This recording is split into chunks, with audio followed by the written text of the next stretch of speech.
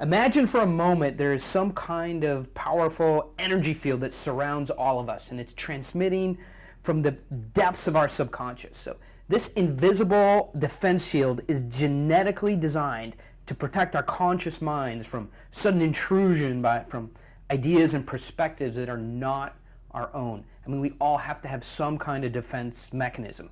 And so when this energy field is overwhelmed, it collapses and our mental defenses fail. And when that happens, we become subject to another person's ideas, desires, and commands.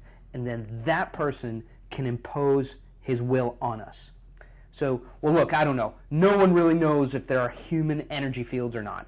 But for me, and I think for you as well, it's the best way to think about the mental structures that shape the way we see the world. And I call these frames. You know, that's what we're here to talk about today, is the power of frames, framing, deframing, and reframing. So let's just kind of get into it and find a metaphor for frames. Imagine looking at the world through a window frame that you hold in your hands. And as you move the frame around, the sounds and images you encounter are interpreted by your brain in ways that are consistent with how you think, your intelligence, your values, your ethics, all that stuff. This is your point of view. So your frame is really your point of view. But another person can look at the exact same thing through his frame, and what he sees may differ by a lot. So the common label people call this is perspective. So I perceive and interpret things differently than you do lots of times when we're looking at the same thing. So why does this matter? There are millions of people in the business world, and each brings a frame, his own frame, to every social encounter. And here's the essence of it. When two or more people come together to communicate in a business setting, their frames square off, then come into contact, but not in a cooperative or friendly way. Frames are extremely competitive. Remember, they're rooted in survival instincts, and each frame seeks to sustain dominance. So when frames come together, the first thing they do is collide. And this isn't a friendly competition, it's a death match. Frames don't merge, they don't blend, and they don't intermingle. When they collide, the stronger frame absorbs the weaker. So this is the essence of it. When your frame and another frame come together, and I'll say it again, they collide and the stronger frame absorbs the weaker. Only one frame will dominate after the exchange, and the other frames will be subordinate to the winner.